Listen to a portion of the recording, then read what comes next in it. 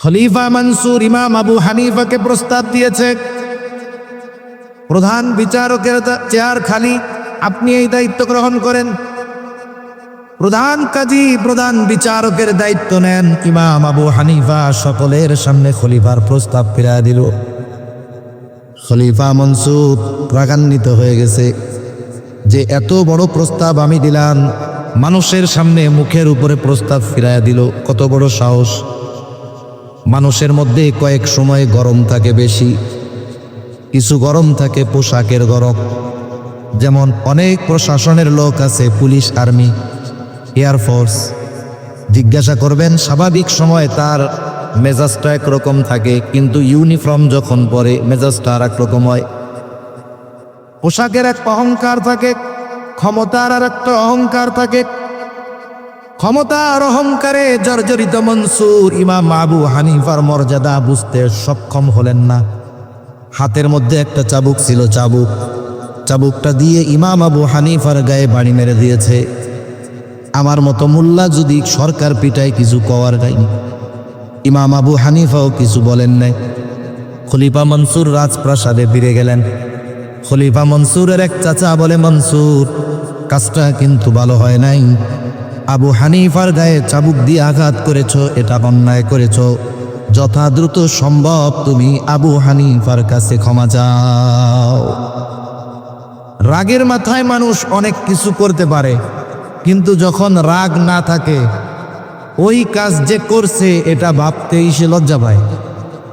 যেমন 20 বছরের সংসার, একদিন একটু দ্বন্দ্ব লাগছে সামান্য বিষয় নিয়ে, তর্কাতর্কি হয়েছে, দেখা যায় মুহূর্তের ভিতরে 3 সন্তানের মাকে 14 গোষ্ঠী শুদ্ধ তালাক দিয়া বইয়া থাকে। আছে না নাই? তালাক যেই দেয়, শয়তানের এক মিশন শেষ। এরপরে মোহাব্বতের খাজানা নিয়ে শয়তান হাজির। এখন এমন ভাব যে দুইজনে ছাড়া আর বাঁচতে পারবে না। চলে আসছে মাদ্রাসার মধ্যে, হুজুর সর্বনাশ, কি হয়েছে? কয় আমি তো এই কাজ করে ফেলছি। কেমনে করছো? কয় রাগের মাথায় করছি। কেউ কি এই কাজ আনন্দে করে নাকি? রাগের মাথায় তো করে। এজন্য জীবনের একটা মূলনীতি হওয়া দরকার যে রাগান্বিত অবস্থায় কোনো সিদ্ধান্ত নেওয়া যাবে না। রাগ আসলে কি করতে হবে? ইসলাম আমাদেরকে যেই নির্দেশনা দেয়, দাঁড়ানো থাকলে বসে পড়তে হবে, বসে আছেন শুয়ে পড়েন, অজু করেন, নামাজে দাঁড়িয়ে যান, দেখা যাবে মুহূর্তের ভিতরে রাগ কমে যাবে। রাগান্বিত অবস্থার সিদ্ধান্ত হয়তো বাকি হায়াত পস্তানোর কারণ হয়ে যেতে পারে। খলিফা মনসুর চাবুক দিয়ে আঘাত করেছে রাগান্বিত অবস্থায়, কিন্তু এখন গিয়ে তার কাছে সশরীরে মাপ চাবে, তার লজ্জা লাগতেছে। চিন্তা করছে আমার সবচাইতে বিশ্বস্ত মানুষটাকে পাঠায় দেয়। বলছে যাও ইমাম আবু হানিফার কাছে গিয়ে আমার পক্ষ থেকে মাপ চাইবা, বলবা খলিফা লজ্জিত ক্ষমা চেয়েছে। সাথে 1 থলে স্বর্ণ মুদ্রা দিয়ে দিল যে এটা আমার পক্ষ থেকে ইমাম আবু হানিফাকে হাদিয়া দিবা, আর বলবা আপনি যদি এই হাদিয়া গ্রহণ করেন তাহলে খলিফা সুনিশ্চিত হবে যে আপনি তাকে মাফ করে দিয়েছে। লোকটা গেছে 1 থলে স্বর্ণ মুদ্রা নিয়ে মাপ চাইতে, সাথে সাথে ইমাম আবু হানিফা মাফ করে দিছে। এইবার এই স্বর্ণ মুদ্রার থলে দিয়া বলে এইটা খলিফা আপনাকে হাদিয়া দিছে, এটা যদি আপনি গ্রহণ করেন তাহলে উনি সুনিশ্চিত আপনি মাফ করেছেন। ইমাম আবু হানিফা বলে মাফ করেছি, এটা লাগবে না।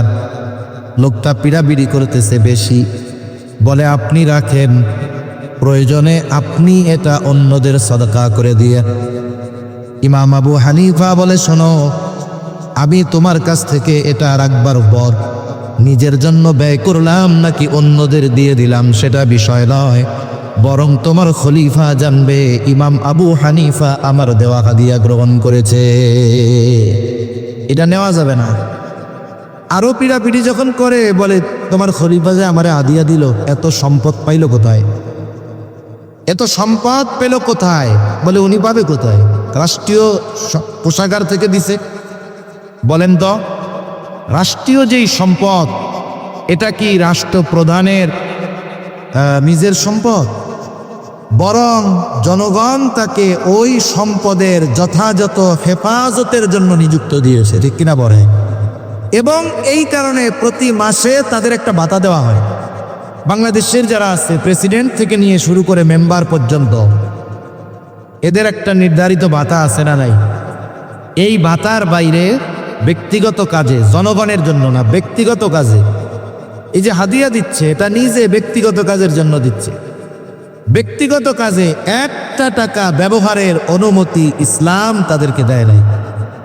ওইখান থেকে সে গ্রহণ করতে পারবে এতটুকু যতটুকু সে তার জন্য ভাতা নির্ধারণ করা হয়েছে। এইবার ইমাম আবু হানিফা একটু শক্ত কথা বললেন, যাও এটা তো ফেরত দিবা, সাথে সাথে খলিফাকে বলবা তার জন্য যেই নির্ধারিত ভাতা এর চাইতে একটা টাকা বেশি নিজের ব্যক্তিগত কাজে ব্যবহার করার সুযোগ নাই। তাহলে কি হবে? বলে দায়িত্বের খেয়ানত হবে, মানুষের হক নষ্ট করা হবে। এইবার লোকটা চলে গেছে সুন্দর মতো খলিফার কাছে। কিছু মানুষ আছে তিলকে কথার মাধ্যমে তাল বানায় ফেলতে পারে, মানে ছোট কথা এমনভাবে সুন্দর মিথ্যার প্রলেপ দিয়ে বলে মনে হয় এই কথা মিথ্যা হইলেও শুনতে ভালো লাগে। ঢাকার মানুষ এটা আমরা আরো ভালো যে, আমরা যখন আগে মাদ্রাসায় পড়তাম আমাদের স্বপ্নের জায়গা ছিল গুলিস্তান, মানে সব কিছু পাওয়া যায় কম দামে। তা গুলিস্তানে হকাররা ওষুধ বেছে 20 টাকায় সব রোগ সেরা যাবে। একটা গাছরা নিতে হবে, গাছের মূল বলে সব রোগ সেরা যাবে, ডায়াবেটিক্স, ক্যান্সার, হার্ট, উচ্চ রক্তচাপ সব সেরা যাবে। এখন বলেন তো ওই মজলিসের এক একজনকে আলাদা করে যদি জিজ্ঞাসা করা হইতো আপনার কি বিশ্বাস হয় যে এই এক গাছের শেকড়ে সব রোগ চলে যাবে? বলবে না হুজুর এটা মিথ্যা কথা। দেখেন উনি দৃঢ়ভাবে বিশ্বাস করে মিথ্যা কথা, কিন্তু এরপরেও ওই মিথ্যা কথা শুনতে মজা লাগে। কেন? কারণ মিথ্যাটা এত সুন্দরভাবে সাজায়া গোছায়া কয়, অবিশ্বাস হইলেও শুনতে খুব ভালো লাগে। তা ওই ব্যক্তি গিয়া খলিফার কাছে একেবারে এই কথাটাকে আরো রসকস দিয়া যখন বলছে, খলিফা আরো রাগ। এইবার বাহিনী পাঠায় দিছে, এত বড় স্পর্ধা আমার ব্যাপারে এরকম বলে, যাও আটক করো, জেলখানায় আটকাও। ইমাম আবু হানিফাকে জেলখানার মধ্যে আটকানো হলো, চাবুক দিয়ে আঘাত করা হয়। আর বলা হয় আপনি যদি প্রধান বিচারকের দায়িত্ব গ্রহণ করেন ছেড়ে দেওয়া হবে। ইমাম আবু হানিফা চাবুকের আঘাতে জর্জরিত, তবুও দায়িত্ব গ্রহণ করেন না। ঐতিহাসিকদের থেকে দুইটা মত পাওয়া যায়। যখন ইমাম আবু হানিফা তার কথার উপরে অটল অবিচল, খাবারের সাথে বিষ প্রয়োগ করে ইমাম আবু হানিফা রহমাতুল্লাহি আলাইহিকে শহীদ করে দেওয়া হলো। আর এক বর্ণনায় আসছে যখন তিনি প্রচণ্ড অসুস্থ হয়ে গেলেন ওনাকে ছেড়ে দেওয়া হলো, তবে ওনাকে গৃহবন্দী, নজরবন্দি করে ফেলা হলো। ওই সময় ছাত্ররা জিজ্ঞাসা করে, উস্তাদ যেই কারণে আপনার উপরে এত জুলুম, এত অত্যাচার, সেই দায়িত্ব নেওয়ার জন্য যত রকমের যোগ্যতা দরকার সব আপনার মধ্যে থাকার পরেও কেন আপনি এই দায়িত্ব গ্রহণ করলেন না? ইমাম আবু হানিফা বলে, শোনো, আমি যেই দায়িত্ব নেই নাই সেই দায়িত্বের ব্যাপারে কিয়ামতে আল্লাহ আমাকে জিজ্ঞাসা করবে না, কিন্তু দায়িত্ব নেবার পর যদি দায়িত্বের কোনো ত্রুটি বিচ্যুতি হয়ে যায় তাহলে কিয়ামতের দিন আল্লাহ তাআলার সামনে খেয়ানতের বোঝা নিয়ে আমাকে উপস্থিত হওয়া লাগবে। কারণ হাদিসের মধ্যে এসেছে, নবীজি বলেন তোমাদের কাউকে যখন কোনো সরকারি রাষ্ট্রীয় দায়িত্ব দেওয়া হয়, নবীজি বলেন কেউ যদি ওই দায়িত্বের সুচ পরিমাণ খেয়ানত করে, সুচ পরিমাণ, নবীজি বলেন কিয়ামতের দিন ওই ব্যক্তি খেয়ানতের বোঝা নিয়ে আল্লাহর সামনে হাজির হবে। এবার বেশি দূরে যাওয়ার দরকার নাই। আমার আপনার আশেপাশে দায়িত্বশীল নিজের দিকেও যদি তাকাই তাহলে দেখতে পারবো যে এই দুনিয়ায় দায়িত্বশীল যারা আছে অধিকাংশ মানুষ ইচ্ছায় হোক আর অনিচ্ছায় হোক খেয়ানতের বোঝা নিয়ে কিয়ামতের দিন ওঠার ব্যবস্থা হয়ে গেছে। ঠিক কিনা বলে? আবার দায়িত্ব যত বড় খেয়ানতের পরিধি তত বড় হয়। এই জন্য দায়িত্বটা আমানত, সরকারি দায়িত্ব হোক আর বেসরকারি দায়িত্ব হোক, যে কোনো দায়িত্ব আমানত। সাথে সাথে সময়টাও আমানত। যখন কেউ চুক্তিবদ্ধ হয়েছে 8টা থেকে বিকাল 4টা কোম্পানির চাকরি করবে, 1 ঘন্টা বিরতি নামাজ এবং লাঞ্চের জন্য, এই 7 ঘন্টা সময় তার কাছে আমানত। কর্ম ফাঁকি দিয়ে এই সময়টাতে সে যদি নিজের কাজে ব্যয় করে, মোবাইল দেখে ব্যয় করে, তারপরে বাথরুমে গিয়ে সময় ব্যয় করে, তাহলে মাস শেষে যদি এই সময়ের বিপরীতে পরিপূর্ণ অর্থ গ্রহণ করে, কোনো সন্দেহ নাই ওই ব্যক্তিও খেয়ানতকারীদের তালিকায় অন্তর্ভুক্ত হয়ে যাবে। এজন্য সময় আমানত, এই চারটা বিষয় আমানত সম্পর্কে যদি আমরা অর্জন করতে পারি, আমাদের জন্য প্রকৃত আমানতদার মুমিন হওয়া সম্ভব। তাহলে আল্লাহ তাআলা দুইটা নির্দেশ করেছিলেন। এক নাম্বার, মূল কথা হলো আমানতদারিতার গুণ অর্জন করতে বলেছে, যদিও ওই ঘটনাকে কেন্দ্র করে আয়াত নাজিল হয়েছে, কিন্তু উদ্দেশ্য কি? আমানতদার হও তোমরা সর্বক্ষেত্রে। দুই নাম্বার, আল্লাহ তাআলা বলেন, وَإِذَا حَكَمْتُمْ بَيْنَ النَّاسِ أَن تَحْكُمُوا بِالْعَدْلِ। আল্লাহ তাআলা বলেন, যখন তোমরা মানুষের মধ্যে বিচার আচার করবা, ন্যায় বিচার করবা, শত্রুও যদি আমার আপনার কাছে বিচার প্রার্থী হয়, শত্রুর প্রতি বিদ্বেষের কারণে অবিচার করা যাবে না। আল্লাহ তাআলা কোরআনুল কারীমের মধ্যে বলেন, ওয়ালা ইয়াজরিমান্নাকুম শানাআনু কওমিন আলা আল্লা তা'দিলু ই'দিলু ওয়া আকরাবু লিত্তাকওয়া। আল্লাহ রাব্বুল আলামিন জানায় দেন, কোন কওমের প্রতি বিদ্বেষের কারণে তোমরা তাদের উপরে অবিচার করার জন্য প্ররোচিত হবা না, বরং কি করবা? ই'দিলু, ন্যায় বিচার করো, ওয়া আকরাবু লিত্তাকওয়া, এটা তাকওয়ার অধিক নিকটবর্তী। তাহলে বিচারকদের জন্য আল্লাহর নির্দেশ হলো, শত্রু যদি বিচার প্রার্থী হয়, তার প্রতি বিদ্বেষের কারণে, শত্রুতার কারণে অবিচার করা যাবে না। কিন্তু আফসোস, এই ন্যায় বিচার গোটা পৃথিবীতে খুঁজে পাওয়া কঠিন। যদি ন্যায় বিচার থাকতো, তাহলে এই পৃথিবীতে মাজলুম থাকতো না। ন্যায় বিচার যদি গোটা দুনিয়ায় থাকতো, তাহলে ফিলিস্তিনের প্রায় 1.5 লক্ষ নিরস্ত্র নিরহ মানুষকে নির্মমভাবে শহীদ করা হতো না। ঠিক কিনা বলেন? কোথাও ন্যায় বিচার নেই। আর ন্যায় বিচার করার এবং ন্যায় বিচার মেনে নেওয়ার মন মানসিকতাও আমাদের মধ্যে নাই। আমি যদি একটু প্রভাবশালী হই, আমি ন্যায় বিচার মানতে রাজি নাই। ভাই আমার বিপক্ষে কেন যাবে? সব আমার পক্ষে থাকতে হবে। অথচ ন্যায় বিচারের উত্তম দৃষ্টান্ত উপমা নবীজি দেখিয়ে গেছেন। সাহাবায়ে কেরাম এর উত্তম উপমা। আমি 2টা ছোট ছোট উদাহরণ ঘটনা পেশ করে আলোচনা শেষ করে দেব ইনশাআল্লাহ। খলিফাতুল মুসলিমিন হযরত ওমর রাদিয়াল্লাহু তাআলা বাজারে গেছে, এক ইহুদির কাছ থেকে ঘোড়া কিনেছে, আলে কিতাব। তার কাছ থেকে একটা ঘোড়া কিনে সুন্দর মতো দেখে শুনে যাচাই বাছাই করে বাজারের বাইরে গেছে। ঘোড়ায় যে উঠতে গেছে, দেখে ঘোড়ার পায়ে সমস্যা। এক সময় গুলিস্তানে খুব বেশি টানা মোবাইল বিক্রি হইত। যারা বিক্রয় করত এরা কঠিন চিজ, অনেকজন এরকম ধরা গেছে। ওই সময় একটা ক্যামেরা ফোন আসছে, খুব নাম করা নোকিয়া N72 ক্যামেরা ফোন। এখন এটার দাম যদি 40,000 হয়, গুলিস্তানে এটা 5-7 হাজারে পাওয়া যায়। গেছে একজন কিনতে, সুন্দর মতো ওকে ফোনটা দেখায় দিছে, চালু করে দিছে। বলে ফোন ঠিক আছে তো? টাকা বের করে। এবার ফোনটা পকেটে ঢুকাইছে। সিমিলার আর একটা জিনিস ফোন ওর পকেটে আছে, এক্সচেঞ্জ করে ওইটা আবার ওর হাতে দিয়ে দিছে।